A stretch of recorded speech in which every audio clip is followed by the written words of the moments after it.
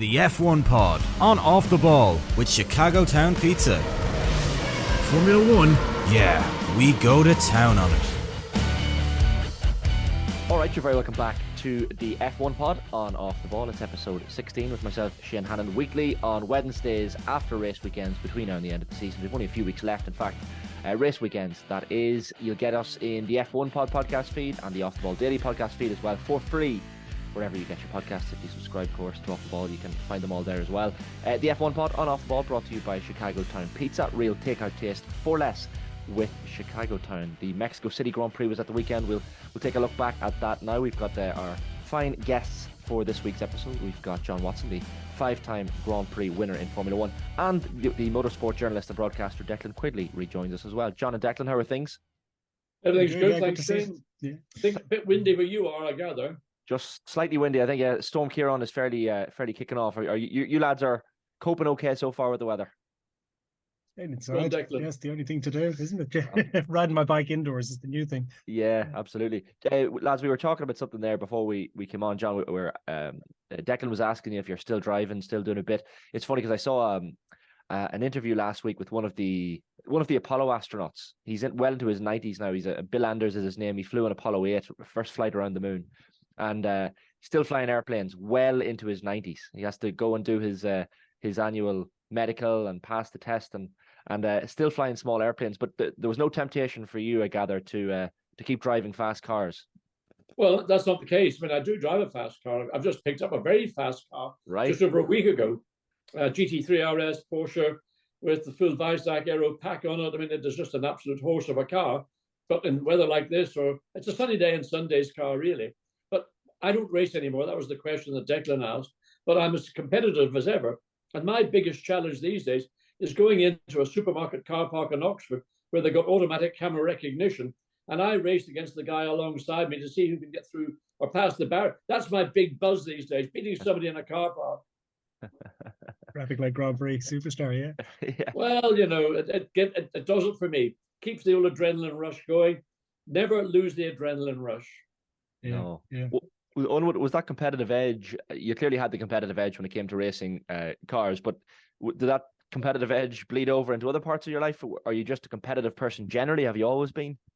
I think I probably don't recognize as much as other people do in me. I know one good friend, we go fishing down on the beach at Pagham, says I'm the most competitive person he's ever met in his life. And I don't recognize that person. I just think I'm a normal person, but whatever for me is normal clearly is different to normal people. So, I mean, I am competitive, and everything I seem to do is a challenge, and I challenge myself, whether it's going up and down to Heathrow Airport, trying to break the 45-minute barrier, which is pretty difficult because I'm breaking the speed limits as it is to get there in 45 minutes. John has probably one of the best records in Formula One, and it's one that Max Verstappen cannot currently take from him, which is, you know, or Lewis Hamilton, although that could change in the next couple of years if Andretti comes in. But he's the driver who won the Grand Prix from the lowest grid position ever, 22nd on the grid. But he didn't just do that once. He won from 17th as well and had a pretty good cut at it, I think, in Vegas in 82 as well for the World Championship, finishing second. Brilliant on street tracks, but amazing. You talk about a competitive buzz or a competitive instinct, just this relentless drive to get past the car in front and an ability to do it as well, ability on the brakes. And we saw a little bit of that in Mexico last weekend. It was a kind of a racetrack that rewarded a driver who was very, very good on the brakes and was able to look after their brakes as well. And that was certainly something that was exceptional in John's career. So are you hoping that Andretti don't come in, John, I suppose, so you can keep that record? Yes, I would welcome to come in because I think the grids are way too small. I mean, I would love to go back to the days back in the middle 70s when you had something like 18 or 19 teams entering a Grand Prix. Then on a Thursday, you had a thing called a pre-qualifying session for the 6 or 8 cars outside of the top 30 that would automatically go through to the Friday and the Saturday. And that would be whittled down then to a further 26. But of course, the big problem right now, Declan, is everybody's coining it.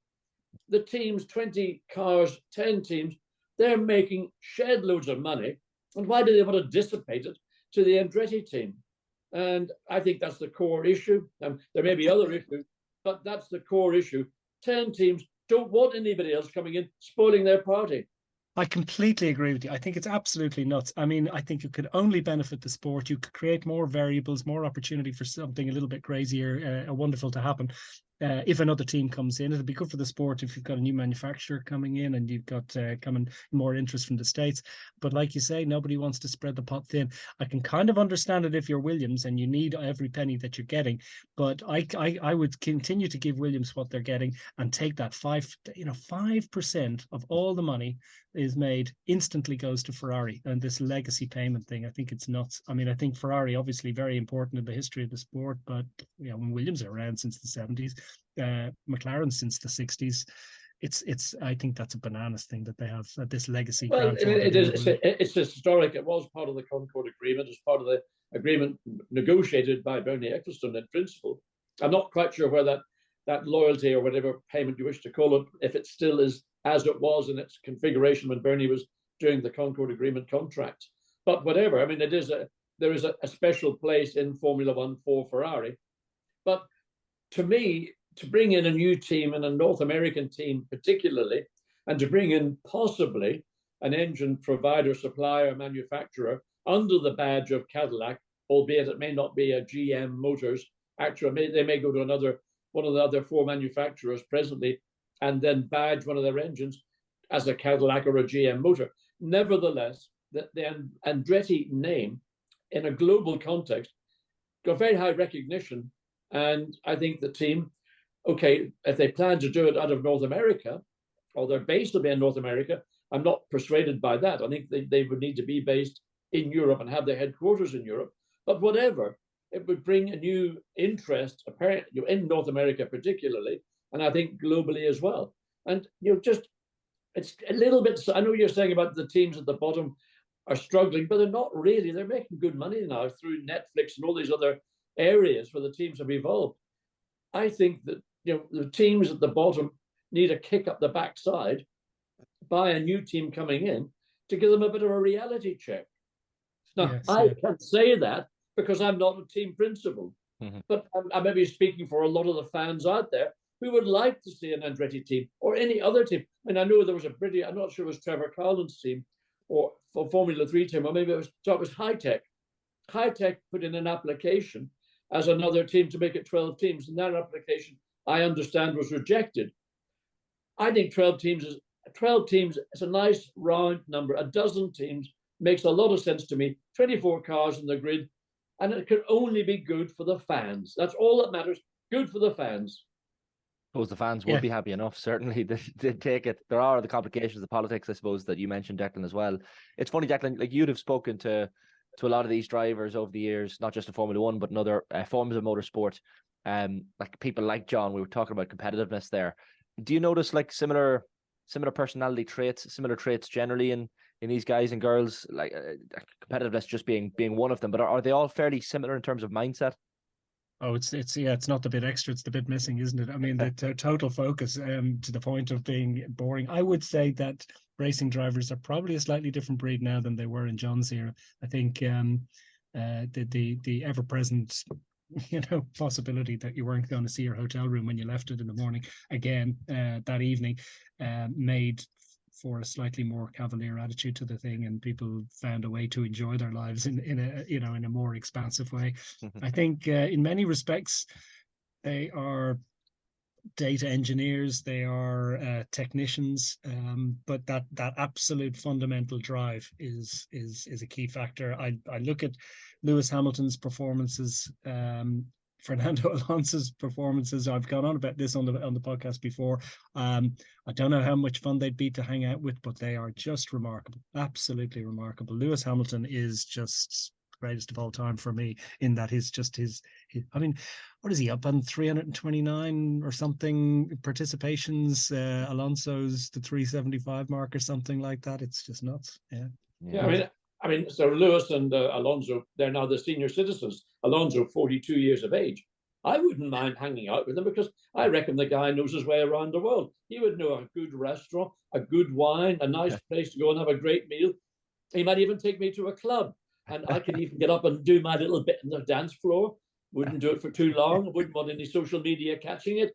But it's a different attitude. And I mean, think of all the new generation, maybe the generation that would be, Oscar Piastri is the newest of the new generation.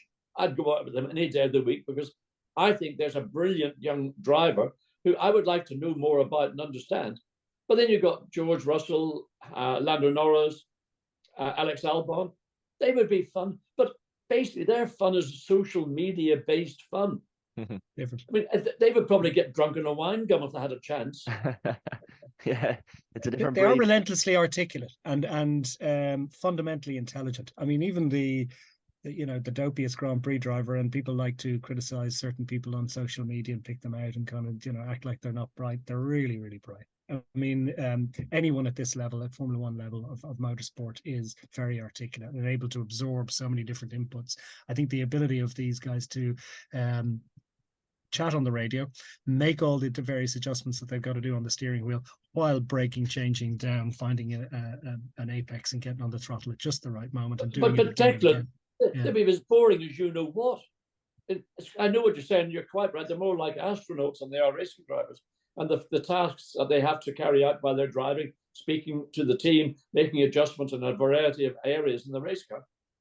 And they're exceptionally good at doing that. But do you want to go out with people that are sort of technophobish in their mentality and they haven't grown up? I mean, you're not my age, but you're sort of within, a couple of decades. And when you were growing up in Dublin or wherever you grew up, you knew how to enjoy yourself as a young man. These kids have only known one thing in their life, and that's being prepped one way or another to compete at the highest level of motorsport.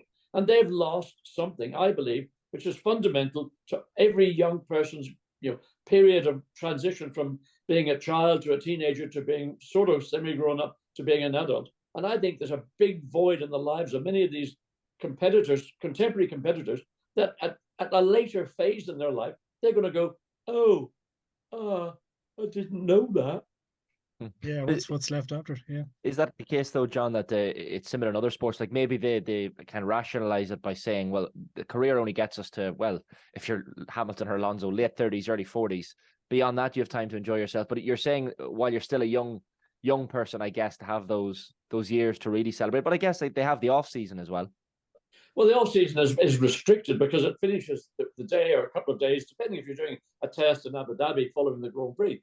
So let's say the season ends early part of December, and then you've got maybe the best part of a month, 5 weeks, 6 weeks at most. But a lot of that time will be spent going back to the workshops, going through the detail of the 24 car, maybe in a simulator, trying to assimilate yourself with whatever the technical changes that are being introduced. So there is a small window. Again, I don't always want to refer back to my generation, but we had a season that ended usually about the end of September, early October.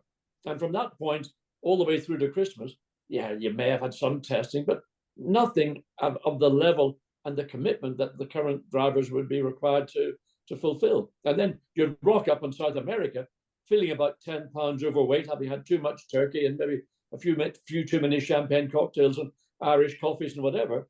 And you'd sweat like a pig in a racing car in extreme conditions, but you'd lose about 3 or 4 pounds, maybe more in some cases. And by the time you got back to Europe, you're race fit. Yeah. John's touching on a point that I've always felt strongly about, in that I think there are too many Grand Prix. I think that the value of winning a Formula One race is slightly diluted and diminished by the fact that there's just a blizzard of them. Of course, these days, I mean, if anyone beats Verstappen, it's noteworthy and extraordinary, and it's an amazing addition to your CV. But it's he's won 31 Grand Prix in the last 2 years. I mean, that's just off the beat. There's too many races. It's a summary of what Red Bull have done from a technical perspective. They've produced a phenomenal car. But in Max Verstappen, he has evolved, and in particular, since his first championship win in 21, there was a transition in his, I think, approach and outlook and style of racing. And he is now in that early phase of what you might describe as a purple patch. And he's driving with his head, not just his feet. He's got all the skills and the speed that he had when he was raw and young, or younger than he is now. And he can continue in doing what he's doing. He hasn't been required to drive and take high-level risks as he was doing up until 21. That's sort of, to me, a night and day change. He owns the team, and Perez is not performing.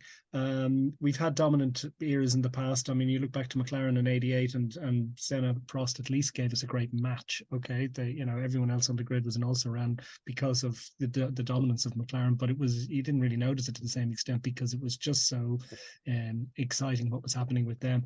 But Perez isn't performing at the moment, and we saw last weekend the sort of impetuosity of a man who's under pressure, which will compare to what John is talking about with Verstappen when he arrived in. He wasn't quite fully formed. He wasn't far off at 16, but he wasn't the full package. Now he absolutely is. He's got that confidence. He's got the team. He's got the car. He knows that the race will come to him. He doesn't have to push it. Of course, now they're nailing the starts, which is an absolute disaster, isn't it? They're having the odd slightly ropey qualifying performance, but it's okay because they can get it off the line like a dragster, which is definitely making potentially it slightly less interesting if that prevails for the remaining 3 races. But Verstappen's, he's certainly in a new place, isn't he? He's evolved, he's matured. He was 17 when he came and did his first Grand Prix. He's what age? He's 24, 25. He's just the real deal. But again, referring back, a driver of my generation or before me would have been 10 years older. So Max is 25 or 26. The generation of drivers from the 60s, maybe the 70s, would have been reaching maturity in their middle 30s. That generational maturity has come back by a virtual decade. Yeah. And again, that's why I feel that the younger drivers, and Max is a part of that because his whole life has been based on becoming a Formula One world champion. What have these people done in their lives? A very important part, a transitional part of your life from being in your short trousers to getting your first pair of long trousers, to becoming a teenager, to becoming a pain in the you-know-what as a teenager, going out and doing silly things. They're not really, anyway, banging on enough about all that stuff. No, it's a fair point, though. It is a fair point. Because they do lose out on a lot. You kind of don't think about the human aspect of it all, really. You've touched on Sergio Pérez already, guys. We might as well pick up on him when we're talking Mexico, because adored by the home fans, Declan, and I mean, what was the famous phrase? You can't lose a race or you can't win a race on turn 1, but you can certainly lose a race, and that was the case for Checo Pérez at the weekend. I heard someone give him a potential defense by saying that he may not have known that Verstappen was up the inside of Leclerc. I think that's nuts because Perez had to come past Verstappen to get a run around the outside. So you have to log that on your way. Absolutely. These big trucks, you don't have a lot of visibility. He's on the other side of Leclerc, but he did put the hand up afterwards and say he's got to run. On the flip side of that particular racetrack is all right angles, isn't it? And maybe your only chance. We saw with Tsunoda as well. It's impetuous moves down the outside. You come to a point where you're a little bit ahead. You turn in. You have to turn in. You just as a racing driver, you're not going to back out of that situation. But Perez, at some point in the process, when he's gone deep on the brakes, had to back out of it. But then he might have emerged from the corner 5th, and his big shot at glory. He probably thought that was one shot for the win. He's got to get track precision early in the race. He's got to get first call in the pit stops, and he's a man under pressure. I mean, out of nowhere, Daniel Ricciardo is emerging as a potential replacement for him at Red Bull, which is just beggars belief. And I'm not 100% sure that Ricciardo is going to be able to sustain this renewed sort of return to form. But we'll see. But certainly, I would say Sergio Pérez is a man. I would be surprised if Max Verstappen is not lobbying to keep him, because it's a very comfortable situation for him. But it's not a good situation for the team. They need to. The Constructors' Championship. You've got to have 2 fast ones. It's not even a good thing for Max Verstappen, because ultimately, if there's any little slip in the standards of the technical department in putting that car together, and he himself needs to up his game to make sure they're getting the most out of the car. They know what it's capable of doing. They either Perez does something remarkable in the last 3 races, or he's got to be out, I think. Well, I think first of all, the kind of support that Perez has had has unsurprisingly come from Esteban Gutierrez, who just today sort of offered up an opinion. Well, maybe part of the problem going into turn 1 was actually Max, coming down the right-hand side of the circuit into turn one, squeezed Leclerc a little bit, which then squeezed Leclerc to the left. When my little innocent mate, Sergio Pérez, was trying to make a move around the outside. That's a bit of sort of nepotism in terms of nationality from Gutierrez. And frankly, I don't have a lot of respect for his opinion because that's a lot of rubbish. The fact is that Perez made a punt down the outside. He nearly got away with it, but 3 wide going into turn one. And Leclerc had nowhere to go. He couldn't suddenly vanish. And Perez hadn't cleared Leclerc sufficiently to be able to sweep around the outside of the Ferrari and certainly gain another position. But he had a great start. He made a great run down, straight down into turn one, but just overambitious in his aspirations. What he has to do in the final 3, what he has to do in the final 3 races is redeem himself within the eyes of the team. He has got to get these last Brazil, Las Vegas, new to everybody, don't know, nighttime race, cold temperatures, finally Abu Dhabi. He's got to go out there and perform as he was doing at the beginning of the season. And I think the team would be reluctant to replace him on a variety of reasons. A, he's got a contract. B, there's probably a lot of benefits to having a Mexican driver in the team from a commercial perspective with the sponsor brand Red Bull.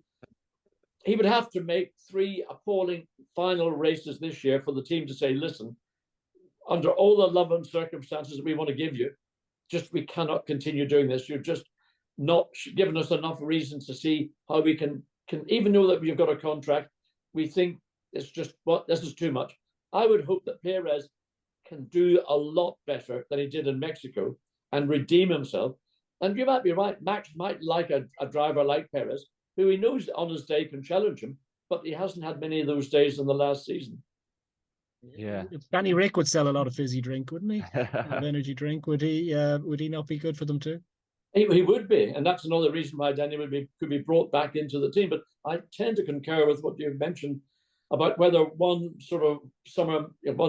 performance, particularly at the weekend in Mexico, would be sufficient to make that step back into the Red Bull team. Remember, Danny left the team 4 seasons ago because he decided he wanted to go out and be his own man in a team where he was the team principal, so team leader. And Max has only become stronger and stronger in Red Bull. He's more embedded than ever. So for Danny to go back in and think he's going to walk in and it's going to be a walk in the park, look, he's a great racer. He is a great overtaker. He's good in the brakes as well. And that was a strong performance throughout the weekend from Danny. But it's a different deal doing it in an AlphaTauri, which is not a front row grid car under normal circumstances. He flattered that car, I think. But doing it in Red Bull with all the pressure of being in the principal team with people around and expectations, and they're looking around who's going to replace Max maybe in 3 or 5 years' time should he decide to retire. They're not thinking about who's going to replace Perez. Perez can be replaced relatively simply, assuming the contract negotiations can be concluded satisfactorily. Yeah, it's an interesting one. Like, would you, John? If you were Christian Horner, replace Perez at this juncture? Like, you look at Daniel Ricciardo, as you say, there are commercial things that have to come into this as well. But from a purely driving perspective, you look at Daniel Ricciardo's race at the weekend and his qualifying was sublime. Would you replace him? At the minute, I would give Perez 3 races, and I would be spelled out to him very clearly that this is your deal, this is your drive on the line. But I would give him that opportunity because I would rather have him in the team, knowing how he is capable of performing and how he can contribute to the team's overall results, which therefore equates to team's income. So that's another stream that the team has got to be very conscious of. And whether Danny would do a better job over the course of the season, that's speculation. We don't know. All we know is he left the team because he felt that going up against Max with the direction of favour within the team that Max was benefiting from, he wasn't going to be able to achieve his aspiration of being a world champion. Yeah, that's extraordinary. Guys, I think you need to change it up occasionally. I think you need to shake it up a little bit, just so, people don't need to be comfortable in their position for too long, because and I think it would probably benefit Max Verstappen and ultimately benefit Red Bull if they had a different driver pairing, just to shake it up a little bit. And if Perez, Put him in AlphaTauri and see how fast that thing is. Because, John said that Danny Ricc was maybe flattering the automobile. I think it could be the other way around, that maybe it wasn't such a bad car all year after all, and we're finding Liam Lawson jumped into the car and did an excellent job. Yeah. Sonoda has been sort of in and out of the top 10 on occasions, but suddenly Danny's there. In Hungary, Danny did a great job. In Belgium, Sonoda did a great job. Then obviously Zandvoort, the wrist issue, came back, and Austin wasn't the best drive, but it was a first drive in about 6-7 weeks with an injury, a hand injury, but a great run in Mexico. Yeah. It's hard to judge. It is hard to judge. I mean, you have to judge Ricciardo over the next 3 races in much the same way you have to make the same judgment on Perez. Yeah, as you say, Brazil, Vegas, and Abu Dhabi will tell a lot of these stories. Well, Vegas particularly, because it's going to be a nighttime race. And in the desert at this time of year, when the sun goes down, the temperatures plummet like a stone. And again, what the track will be like, no one's seen the track, or certainly although in simulation, no one's actually had a chance to drive on this track. What the track surface will be like. It's a real, What's it like driving around a car park in Vegas? What's it like driving around a car park in Vegas? Because famously, of course, in your day, it was at Caesar's Palace. Declan, when I was there, first of all, it was basically middle of September, and daytime temperatures were like middle 80s, low 90s, hot but dry heat. In the evening, when the sun fell down behind the mountains, the Rockies or whatever, then the temperature did fall away very quickly. We're now going to be 2 months later in the calendar going to Las Vegas. So, I mean, I know people are concerned about even Lando Norris said, are we going to have to put on hand warmers? Are we going to get so cold? We're going to have to put on hand warmers. They have to hold them up like they had to hold up Piquet on the Lando podium. drove an outstanding race in Mexico. And I'm not his biggest fan, but he did an outstanding job in Mexico. I don't know how he found the pace. Don't know what he did. I don't know what the team did. But suddenly he was catching and overtaking drivers, which nobody else was doing. I love the way the ex-professional athletes. It's like Roy Keane. Roy Keane always gives out about the Premier League footballers wearing the black gloves during the winter matches. So it's similar here, John. I think the previous generation. I tell you what, Shane, you get Roy on with me. I tell you what. You have the lawyers knocking on your door. You'll have a lot in common, I'm sure, 100%. On that note, guys, we'll take a very, very short ad break. We'll be back in just a second. It's the F1 pod on Off the Ball. It's episode 16 with John Watson and Declan Quigley. I'll be back in just a second.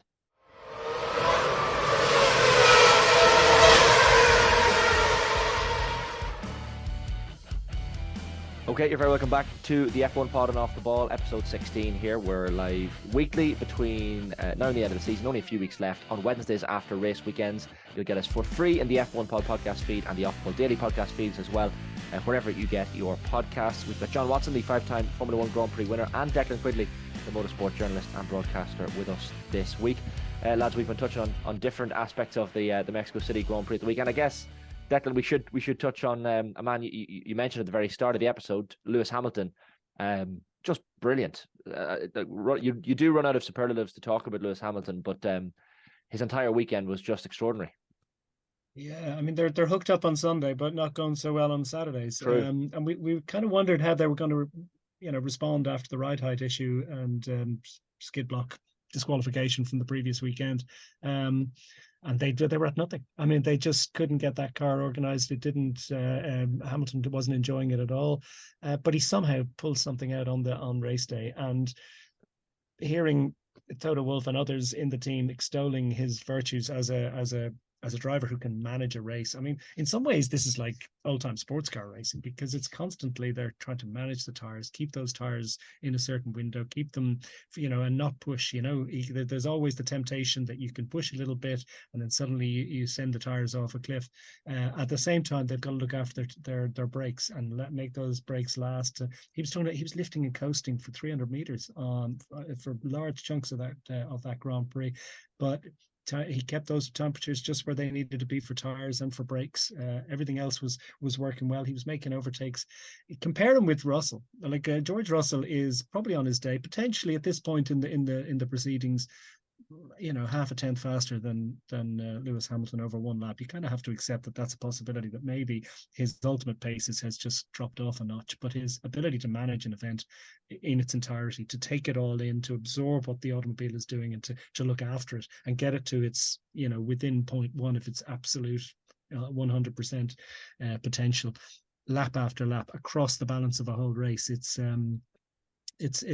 wonderful to behold. He is on a different level and I wonder, will George Russell acquire that experience over time and then retain the speed that he needs to be a comparable driver with Lewis Hamilton. We're actually heading to Brazil, aren't we, next week? And that's, Russell won that one last year, so it'll be interesting to see how he bounces back. But the compare and contrast, Russell wasn't at it. He was screwing the tires, struggled with brakes. It was quite an interesting comparison between the two of them. Well, there was the sort of fickle finger of fate. That's what I would describe, how I'd describe the circuit, because nobody anticipated two Ferraris locking at the front row of the grid in qualifying. Red Bull were not in the front. Everybody said, well, Max is going to be in pole. The nature of the circuit, the ambient temperatures, track temperatures, altitude, lots of factors, tires. How soon can you bring a new set of tires in? Can you go quickly on the out lap, or you only go quickly in the last second? There were so many elements that complicated qualifying, and some people dialed it in and got it right, and some people, it didn't work. But what Lewis illustrated, and I think Declan summed it up, he is a fully accomplished, capable, experienced, and still extremely fast race driver. There's a difference between being a driver who can go out and knock out qualifying laps and look really, oh, look at me, I've done a wonderful qualifying lap, I'm quicker than everybody else.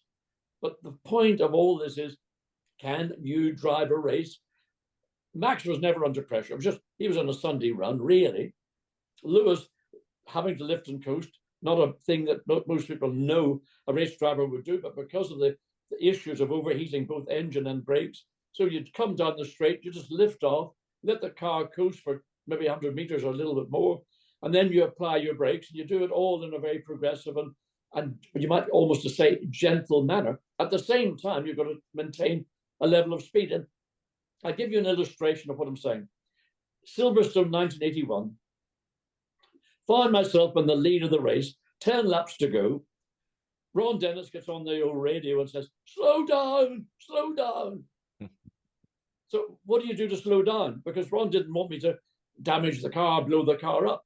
So the only way I did, or what I did, and I thought was right, was I didn't want to lose my rhythm in driving. I didn't want to change anything I was doing, basically, with the steering wheel. So all I did was I just reduced the RPM over the period of the 10 laps. I went from revving the engine to 10,600 RPM down to about 9,000. That's 1,600 RPM below what the engine's capacity is, maybe giving away 25 or 30, 40 horsepower.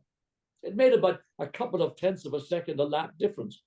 And actually, it's a way in which you can manage a situation. I was getting an instruction, slow down. I don't think Lewis was being told to slow down, but he would have been being given information all the time from the pits, from Bono and everybody else working alongside his car. What he can do, more importantly, what he is not going to be allowed to do. And that was maybe what made Lewis's drive such an outstanding drive, because he was managing issues and still running sufficiently quickly to finish. What was he, 10, 12 seconds behind Max at the end? Yeah, he said he had a bash. He said he's just that as he came close to the end of the race, he just pushed the tires a little bit and see if they, so he did 22 dead or something, and Verstappen did a 21.9, the same lap. So he thought Verstappen's he's coasting here. There's absolutely no point in taking a risk. And then obviously on the last lap, he did, he managed to come up with fastest lap. Remarkable. Well, I think that is testament to Lewis at his age. And it's the kind of skill that Fernando Alonso's got. I mean, Fernando was being so frustrated right now by the drop-off in performance of the Aston Martin. Again, I'm reading this morning, is Fernando about to announce his retirement? Please, Fernando, do never retire. Yeah. Never retire. Somebody may retire him eventually, but don't volunteer to retire. Formula One needs you. Give us your plea, John. We'll send this out and we'll tag Fernando Alonso in as many of these posts as we can. Give us your plea to Fernando not to retire. I'll tell you what you do. You bring him over to Galway and the Galway Oyster Festival. They'll get him lashed up in pints of Guinness and the best oysters in the world, and we'll give him a good talking to. He would probably be up for it. He's an extraordinary talent, though, John, isn't he? Like he's just immense and is so important for the sport as well. Very much so. And I mean, for a very long time, the reason that Spanish Formula One or Spanish television followed Formula One was exclusively because Fernando Alonso won 2 world championships back to back. Should have won more when he was at Ferrari, but it never happened. And now the prospect of winning a world championship in the team he is in is a lovely dream. But the reality is it's unlikely to happen unless there's a bolt of lightning of such power that it re-energizes that entire team and takes them forward technically and in every other sense and puts them in the position that Red Bull is in. But I don't think that's likely to happen. Yeah. Guys, we're touching on Mercedes there, and I guess Declan as well, off-track issues come to the rise. But Mike Elliott's decision to walk away from the team, Chief Technical Officer Mike Elliott, after 11 years, and Toto Wolff saying during the week this was entirely Mike Elliott's decision, and he fully supports it, says it's the right decision for him. I mean, he's clearly been there for a period of great success. You know, 8 consecutive Constructors' Championships, albeit this season. They haven't won a race, so it feels like the right time to walk away. Well, he took responsibility, didn't he, for the design of the last couple of cars, which have been mingers, really, haven't they, by the standards of Mercedes. Yeah, I mean, you talk about continuity in a team, particularly in the technical office. I think it's important that you do sort of keep your personnel. Plus, there's an awful lot of knowledge potentially going to another team. Who's it going to be? And lots of rumors about Ferrari. Maybe it's Aston Martin. They struggled to develop a car during the year. And let's talk about Williams. Let's talk about Andretti as well. I don't know. But James Allison is back, isn't he? So I think that's an interesting switch that James Allison is now taking overall responsibility for the design direction. Looks like they might have turned a corner this year, but the car is very peaky still. I mean, everyone assumed that they would have caught up this year, and it hasn't happened, and it must be a worrying time for them. I did see one commentator quite sort of astutely point out that Red Bull didn't win for years, but they kept their technical department more or less intact, and Adrian Newey at the top of that, and whatever alchemy he has, he eventually managed to put it back in. Of course, across those years, Red Bull had all their issues with engines, so they could constantly blame the power unit. Mercedes have been strong, maybe not quite as strong these days, but it looked like, in fairness, that they were a little bit stronger in power unit terms in Mexico. Having said that, they're very draggy on the straight, as Hamilton would say, and they're suffering aerodynamically, and they're not fast in a straight line. So maybe the power unit is part of the issue ultimately. But yeah, I mean, I was talking earlier about the sometimes a need for change, a need for evolution. These technical departments have literally hundreds and hundreds of people. So potentially you change one person, and it ought not make an absolute radical change to the development of the cars. Certainly, you wouldn't necessarily spot it within a couple of months, but you might see it 2 years down the line. So we'll only know in the fullness of time whether this is a major issue. Potentially, there's a little bit of information going to another team, but that doesn't always work out as well. Across the history of the sport, you see about these big poachings. They poach a technical director and they download the guy, and they think they're going to suddenly go to a new place pace-wise, and it doesn't happen at all, because there's so many different moving parts in the creation of an automobile. But it suggests that there might be a little bit of angst and worry and anxiety in the Mercedes setup. Yeah. Well, remember, over the last couple of seasons, a lot of people evacuated from Mercedes, so this is not an unusual situation. And I think a lot of the problem that teams have got is you get a group of engineers who are at the very top of their departments, and then they become the incumbents, and they ain't moving, they ain't shifting, and you've got this surge coming from behind, young talent, fresh talent, new ideas, lateral thinking. Where are they going to go? And they're pushing to be given more senior, more responsible positions in every element, aero, design, mechanical, whatever. And I don't know whether this is the case at Mercedes right now, or this is just simply a voluntary move. I've done a bit at Mercedes. Time to move on to new pastures. I don't know where he will end up. Wait to see. But Declan, you'll scan the internet as much as probably I do, and it'll suddenly pop up somewhere. But he may have to serve out a gardening leave period anyway. So any knowledge and information he has will be minimally 6 months behind, and maybe even longer if depending on the contractual, how the contractual obligations and the severances and the departures are all worked out. But I do feel it's a bit like looking at this lack of movement within the drivers within Formula One. There's a lot of drivers who are able to continue racing, do a good enough job, and they're acting like a roadblock to younger talent. I mean, Oliver Behrman did a brilliant job on the Haas in that Friday morning run. Team full of praise for him, but they're not going to give him a full-time seat. And you might say, well, should Kevin Magnussen think about moving into sports cars or doing Le Mans, something like that? Or would Hülkenberg, who I think is an asset to the team, what do you do? How do you allow the young talent that is sitting there with a massive roadblock, like a stop oil mentality, can't go anywhere, and then they all end up going GT3 with my group SRO, trying to take GT Challenge Europe, or they go into maybe over to America and IMSA. There's a roadblock of engineers as well as there is with drivers. Well, we're back to the 12, 14 teams, more drives, more opportunity. More opportunity. Certainly that would make for the drivers, it would make possibly up to 4 seats available. Well, not you make it 4 seats available plus another driver per team as the backup driver. So you'll have maybe 6 drivers who would have a form of contract, of which 4 would be the regular drivers. But certainly there needs to be a way to enable talent, both in the driver terms and in the engineering side, where they're going to look. We've got Bernie Collins. She's now our biggest asset, I think, in this program, because Bernie can bring knowledge and insight of things that I don't know about, because I'm not an engineer or a strategist, and I'm listening to her at the weekend, and I think Bernie is outstanding.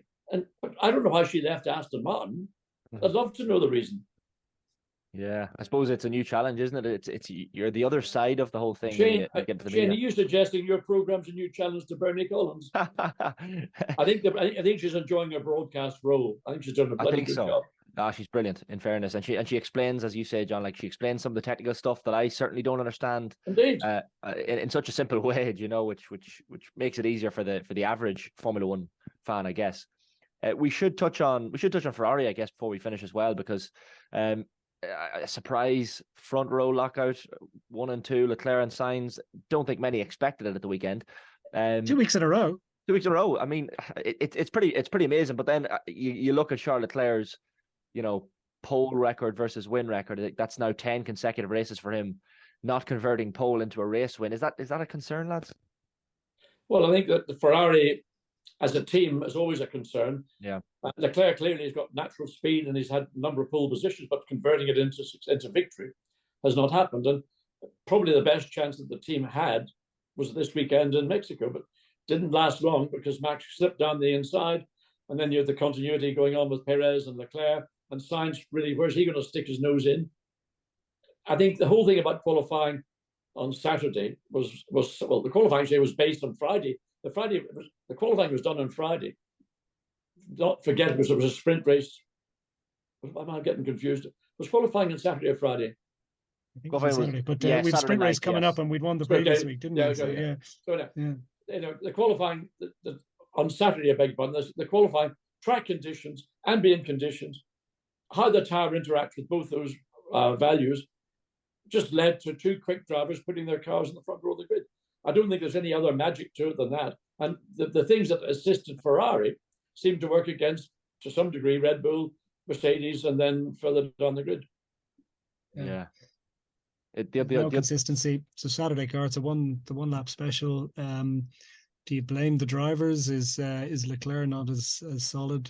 I mean, they're certainly pushing each other, aren't they? For sure. There's nothing to choose between them. So they're getting the most out of themselves, and if whether that's the most out of the automobile remains to be understood. But Declan, once the lights went out, I never felt Ferrari was going to win that race. because all we had seen in qualifying was a single lap from the two Ferrari drivers, put them on pole position. But over the course of the season, what we have seen is a continuity and consistency from Red Bull, particularly from Max, and to a degree from Lewis as well, but not as consistent as anywhere near Red Bull was doing. So I never anticipated a Ferrari victory at all.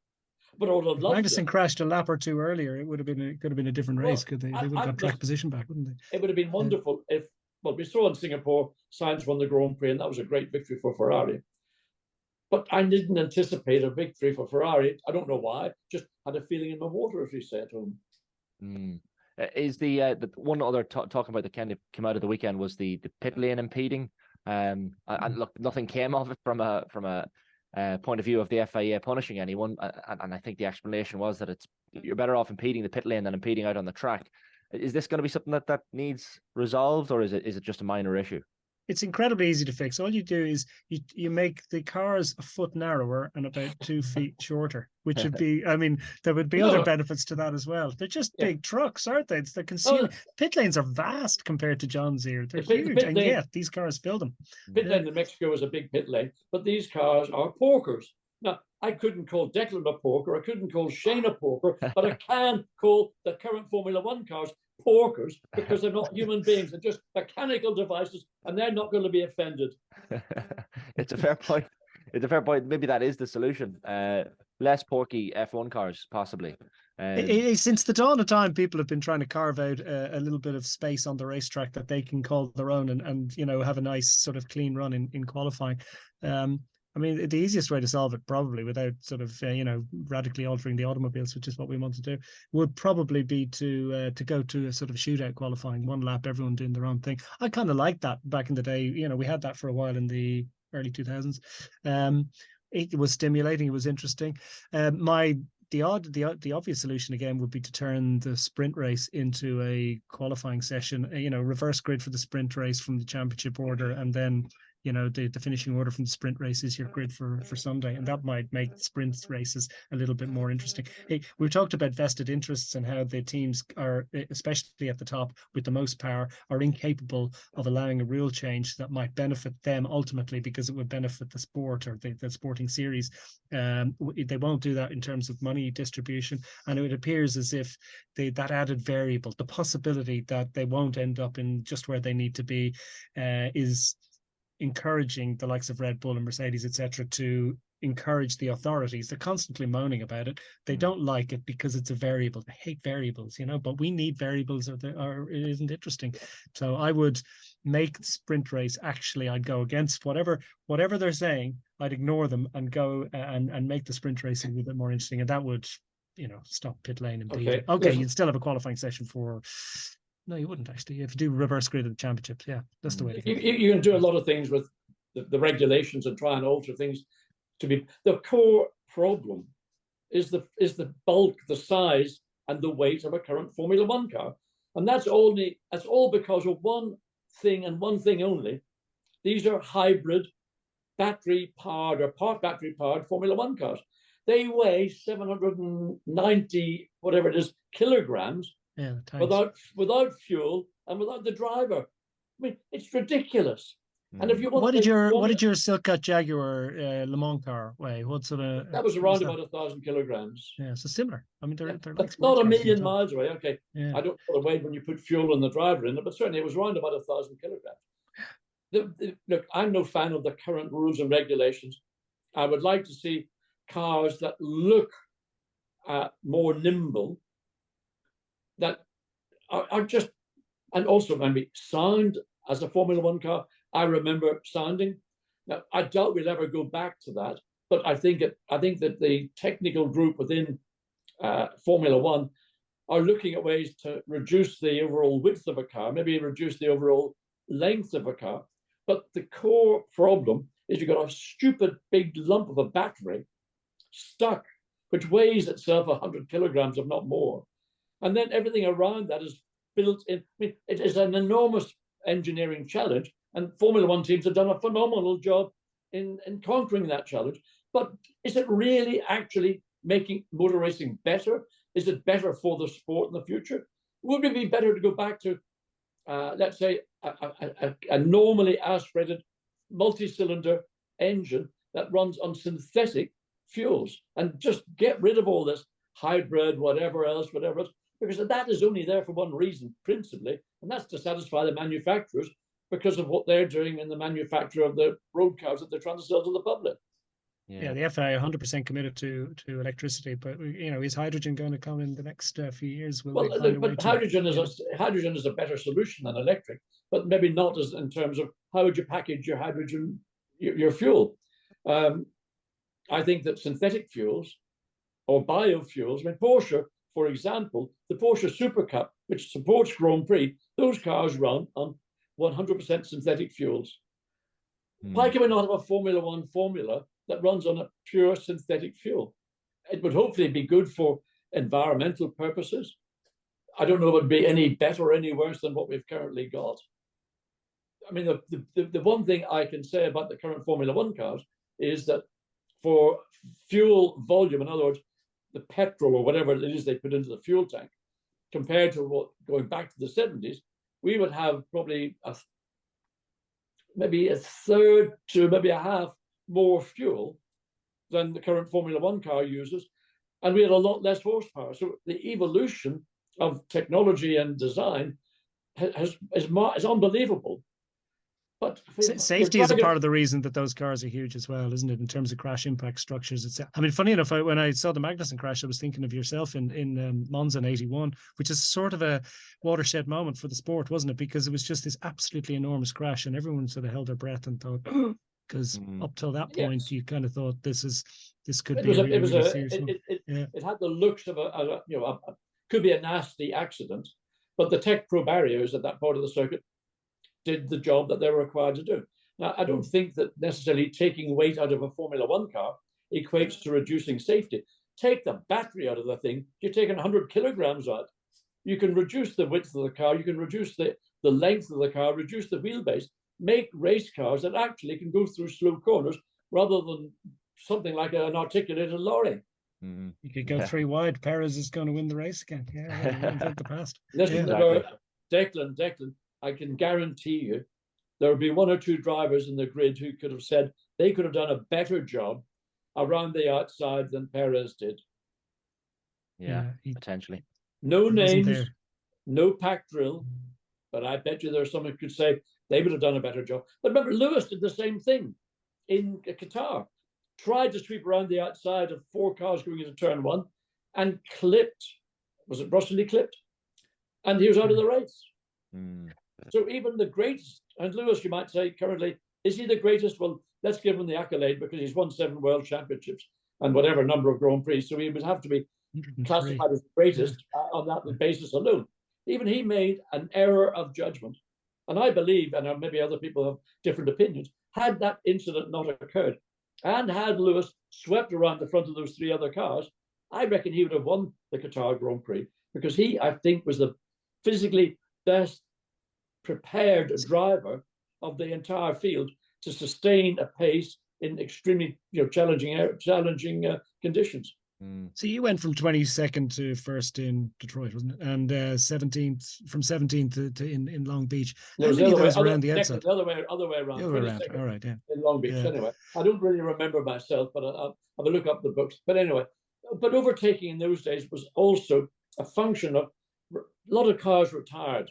Reliability in the 80s was not anywhere near where it is now. Today's reliability is exceptional. And we had 2 different tire manufacturers. We were on Michelin. Some of the competitors were on Goodyear. Let's bring back multi-tire companies. Let's not have what do you want to call it, a monopoly of one tire supplier.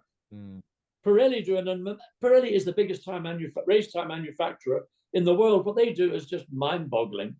But would it not be better to have maybe a Michelin team and a Bridgestone team and a Pirelli team and maybe what else is there? Hucon or there are a number of, where are they? First Firestone. Firestone is okay. Firestone runs in America and IndyCar. When you've got 2 or 3, then that in itself will make a multitude of changes to where Formula One goes. Oh, sorry, cost cap. We can't spend more money. Yeah. I think there's environmental issues around the amount of tires they'd be using, but you could still limit that, couldn't you? And you're limiting testing already, so like one more set of tires to a team. What difference is that going to stop the tree in my garden coming into leaf in the summertime? Please. Can I get, lads, we're bang out of time, but can I get your predictions for Interlagos the weekend, Brazilian Grand Prix? I mean, even just looking at the results from last year, the Brazilian GP, you had a Mercedes 1-2, George Russell ahead of Lewis Hamilton, with Carlos Sainz third and Charles Leclerc fourth. I mean, can we see past Max this weekend? Any surprise podiums for either of you, briefly? Weather. All about the weather. Sao Paulo is at about 2,500, 3,000 feet above sea level. You've got the same issues that you have in any race above sea level. So I think weather will be the ultimate arbiter. But on pace, nobody's going to beat Max. Nobody's going to beat him in Brazil.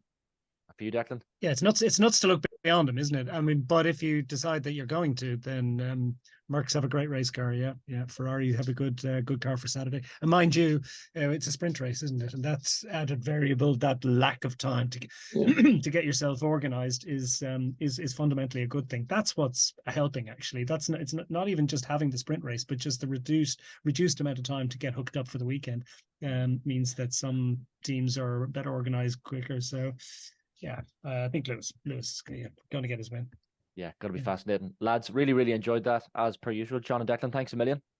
Thank you very much. Good fun. Thanks, See you soon, thanks, Declan. Cheers. Yeah, cheers. Brilliant stuff. John Watson there, 5-time Grand Prix winner in Formula 1, and Declan Quigley, motorsport journalist and broadcaster, will be back reviewing the Brazilian Grand Prix in Sao Paulo in Interlagos on next week's F1 pod. We'll see you then. Good luck. The F1 pod on Off the Ball with Chicago Town Pizza.